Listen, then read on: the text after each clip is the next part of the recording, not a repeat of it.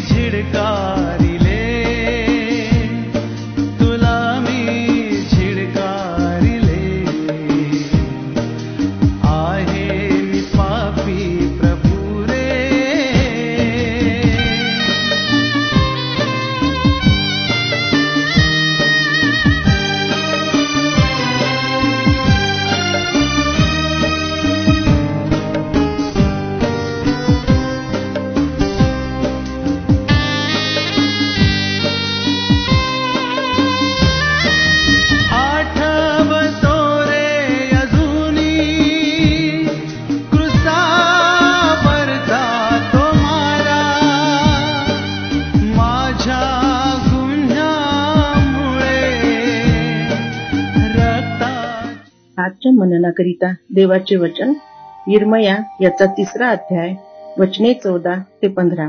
यिर्मया याचा 3रा अध्याय वचने 14 ते 15. परमेश्वर म्हणतो, मुलांनो मागे फिरा, कारण मी लग्नाचा नवरा आहे. मी तुम्हास या शहरातून एक, त्या कुळातून दोघे असे घेऊन सियोनास आणीन. मी तुम्हास माझ्या मनासारखे मेंढपाळ देईन. ते तुम्हास ज्ञान व अक्कल ह्यांनी तृप्त करीतील. देवापासलेली वचने आपणासाठी आशीर्वादित करो. महिमामय प्रभू येशू ख्रिस्ताच्या मधुर नावामध्ये सर्व श्रोत्यांना सलाम. आज प्रभूचे वचन आपण बघितले आहे यिर्मया याचं 3रा अध्याय वचन 14 आणि 15. या वचनामध्ये आज आपण पाहतो की प्रभू म्हणतो की तुम्ही परत माझ्याकडे या, मी तुम्हाला मार्ग दाखवितो.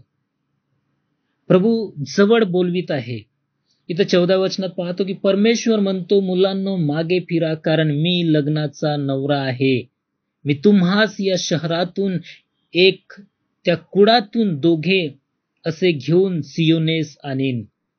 प्रभू आम्हाला सांगतो आहे, आमच्यातील पुष्कळ असे प्रभूचे निवडलेल्या लोकांमधून पुष्कळ असे लोक आहेत जे प्रभूपासून दूर गेलेले आहेत.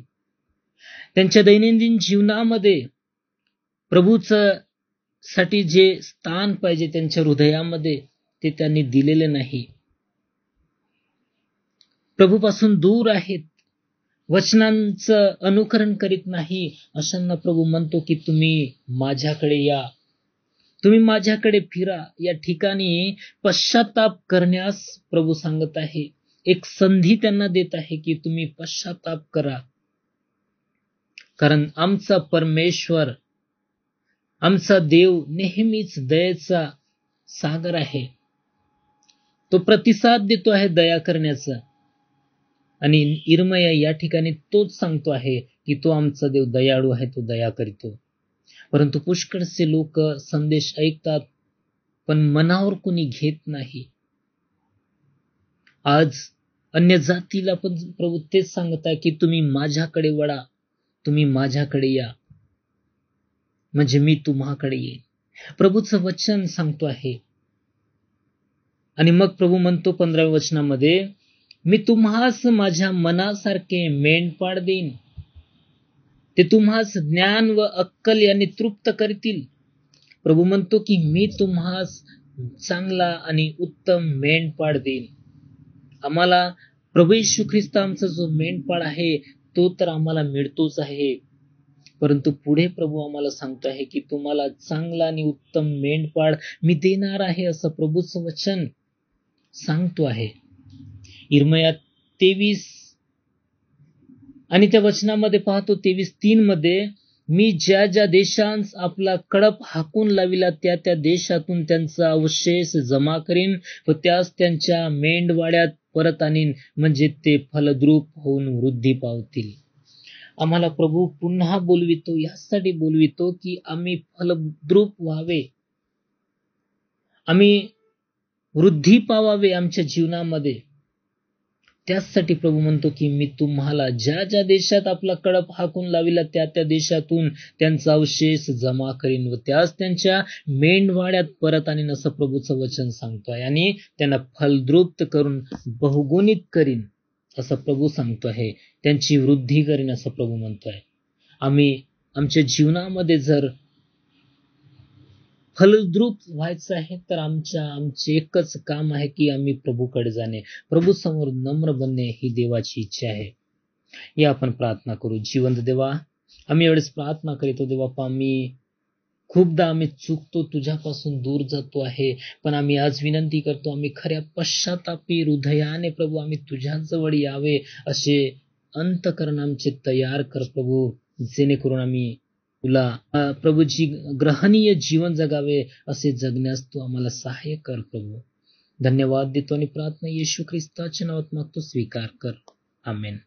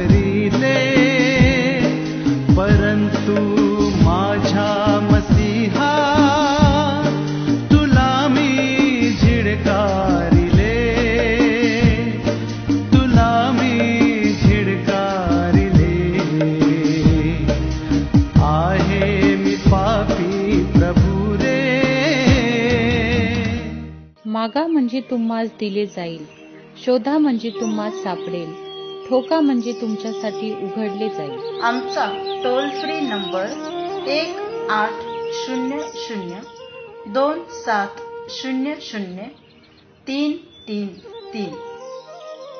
आम्ही आपणासाठी या नंबरवर प्रार्थना करण्यास उपलब्ध आहोत. धन्यवाद.